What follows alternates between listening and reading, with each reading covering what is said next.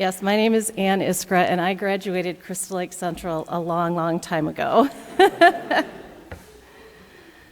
On this Youth Sunday, I've been given the opportunity to share with you some of my FCC stories and the effects that FCC's youth programming and ministries have had on my life and the life of my family.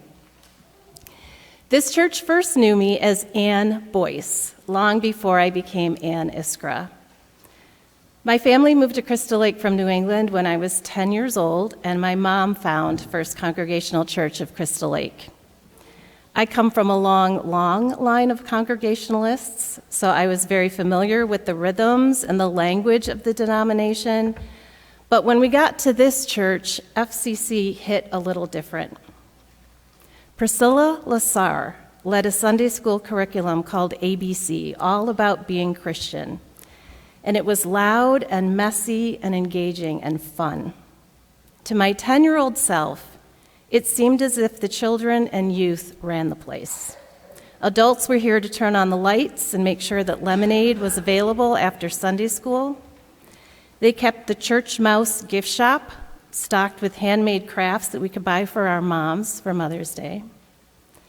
As a 13-year-old, I was a confirmand. And as is long-standing tradition, confirmation class included the day-long tours of other houses of worship. So early in life, FCC youth learn of and build respect for other views and paths to faith in God. My closest friends were those that came from PF, Alleluia Sound, and Good Vibrations. I built friendships here that were formed by PF rockathons, lock-ins, sardines, fire pits, dyadic encounters, and choir tours. As it is now, we gathered from different high schools and different towns, but Sundays we spent together just about the entire day. And we were able to begin our school weeks feeling both confident and affirmed. I graduated Crystal Lake Central in Illinois State. My parents retired to Tennessee, and I moved to a closer Chicago suburb. I married Dan, and we found our way back to Crystal Lake and to FCC. It was then that I saw youth programming and the ministries in a very different way.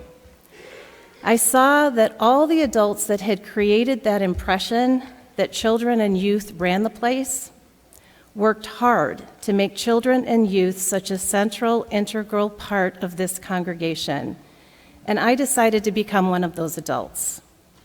Dan and I taught Sunday school for 8 years. I was a VBS director for 4, JF advisor for 3, PF advisor for 7. I've been on 2 PF work tours, and I've emptied 1,000 garbage cans at Lakeside Festival. The adult investors from my youth, Priscilla Lasar, Arn Shaper, Tom and Eva Weedle, Barb Thorson, Karen Snodgrass, Jim Beidel, Jean LaCour, Callie Olson, paved the way for the adults who became investors in my kids. Heidi Fitzpatrick, Julie Halleck, Sandy Doran, Ann Tucker, Tony Gambini, Dave Ingalls, Brandy Joplin, Kirk Peterson, Dave Eversman, Sarah Ryerson, Kathy Linning, Dan Ryerson, Bob Linning, Don Dostal, Becky Sisler, Jeremy Tucker, Laura Hellstrom, Emily Davis, Eric Fissler. Once you start, you gotta keep going. I have 4 boys, and they required a lot of adult supervision. As a return on this investment into our youth, these adults get to zip line, whitewater raft, cave kayak, play sardines, learn new vocabulary, and develop an endless optimism because our youth have such amazing ideas of what our future will be. The 13-year-old you see confirmed is very different from the graduate you behold on Baccalaureate Sunday.